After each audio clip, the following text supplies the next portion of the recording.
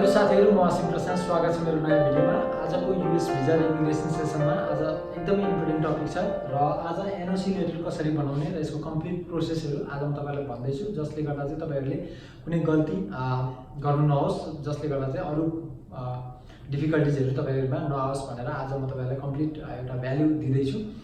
र त्यसपछि म तपाईहरुलाई के भन्न चाहन्छु भन्दाखेरि I want to congratulate to all my students including the special student who took my classes and got the US visa and अरु स्टुडेन्ट जसको भिजा लागेको छैन या लागेन उहाँहरुलाई म भन्न चाहन्छु कि like don't lose hope and if you are going to attempt second or third or fourth time then please do reach me out if you really want help or assistance to excel your chances for the US visa interview.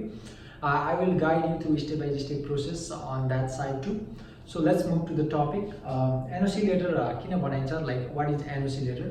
So NOC letter भनेको कुनै पनि student Nepal छोडेर विदेश जाँदै हुनुहुन्छ for the education purpose, उहाँहरुको लागि एकदम first important कुरा हो। र यो किन चाहिन्छ भन्दाखेरि जब तपाईहरुले द्याट्स द लाइक स्वीकृत पर्मिसन लेटर जस्तै हो जब एजुकेसनको लागि बाहिर जाँदाखेरि। अनि तपाईहरुले जब ट्युसन फी पे गर्नुपर्ने हुन्छ युनिभर्सिटीलाई, जब तपाई बैंक ड्राफ्ट बनाउनुहुन्छ र त्यो बनाउनको लागि बैंकले यो लेटर माग्छ। सो यो without this letter you can not make any money transactions or any kind of monetary paper from the bank. So आज म तपाईहरुलाई यो फर्म पनि देखाउँदै छु। यस्तो यो फर्म भनेको एनओसी फर्म भन्छ। यसको लिंक म तल डिस्क्रिप्सनमा पनि दिन्छु, त्यहाँ गएर तपाईले डाउनलोड गर्न सक्नुहुन्छ। र यसको ब्रिफ तपाईहरुलाई जानकारी गराइहालौँ। यसमा विषय सब्जेक्ट लेखिएको छ विदेशमा उच्च शिक्षा अध्ययन गर्न स्वीकृत पत्र तथा विदेशी मुद्रा सटैका लागि सिफारिस पाऊँ। So this is the request to get the permission to go and study abroad and for the exchange of currencies.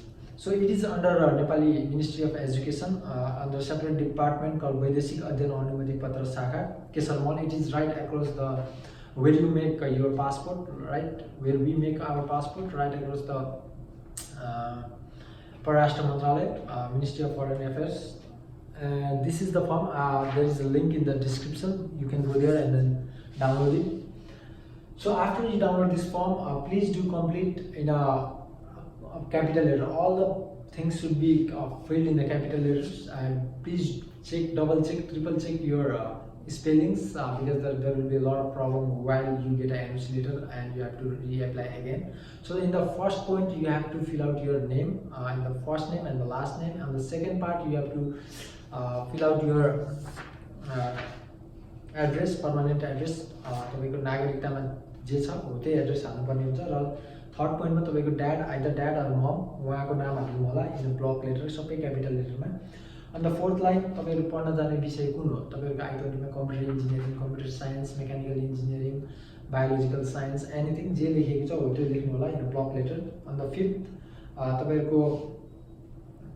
तपाईहरुको कुन लेभलमा पढ्न जाने हो, लाइक ब्याचलर्स, मास्टर्स, पीएचडी हो त्यो लेख्नु होला। अनि the sixth one institute, university या कलेजको नाम लेख्नु होला। अनि द सेभेन्थ वान तपाईहरुको कुन कन्ट्रीको लागि, like US, Australia, Canada, Japan जुनमा जानुहुन्छ उहाँको त्यसको नाम लेख्नु होला।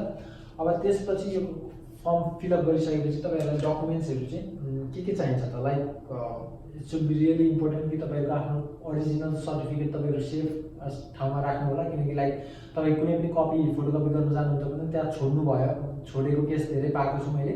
So be very careful while you handle your original documents. So के चाहिन्छ डकुमेन्ट भन्दाखेरि तपाईको एनओसी फर्म, यो जुन फर्म मैले अहिले तपाईलाई देखाएँ।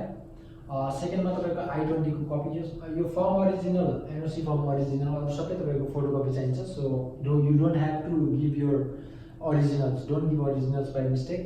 सो तपाईको I-20 को फोटोकपी, सिटिजनशिप को फोटोकपी, अनि ट्रान्सक्रिप्ट। तपाईहरु सपोज ब्याचलर्स को लागि जाँदै हुन्छ भने प्लस 2 को ट्रान्सक्रिप्ट, मास्टर्स को लागि जाँदै हुन्छ भने ब्याचलर्स को ट्रान्सक्रिप्ट, सबै ब्याचलर प्लस 2 को देखाउनु पर्दैन यदि मास्टर्स हो भने। सो जस्ट वान लेभल अन्डरको तपाईहरुको ट्रान्सक्रिप्ट भए पुग्छ। र यो 2000 को भाउचर तपाईहरुले जब काउन्टर नम्बर 2 मा जानुहुन्छ एउटा तपाईको राष्ट्र बैंक को एउटा भाउचर पाउनुहुन्छ, त्यो बैंकको भाउचर, उहाँहरुको डिटेल, बैंक डिटेलहरु त्यहाँ उहाँहरुले भन्नुहुन्छ। र त्यो भाउचर फिलअप गरिसकेपछि तपाईहरुले त्यो काउन्टर नम्बर 2 मा बुझाउनु पर्ने हुन्छ। र त्यो बुझाइसकेपछि तपाईहरुलाई लाइक भाउचरको फोटोकपी, लाइक कपी दिनुहुन्छ। त्यो कपी तपाईहरुले गएर काउन्टर नम्बर 4 मा त्यो बुझाउनुहुन्छ along with this documents. So यो डकुमेन्ट र यो भाउचरको कपी तपाईँहरूले यो 12 बजीभन्दा अगाडि 12 be very careful you reach over there before 12 and complete all the things because line धेरै लामो हुनसक्छ र तपाईँको लाइन लामो भयो भने 12 बजीपछि तपाईँहरूको डकुमेन्ट सब्मिट नहुँदाखेरि तपाईँहरूको time waste effort everything will be waste. So make sure you reach on time and complete this steps. And after like during my days there was like 2 hours delayed. After 2 hours we would get NOC later. I don't know what's now, but you might get after 2 hours or maybe tomorrow after you complete all this process.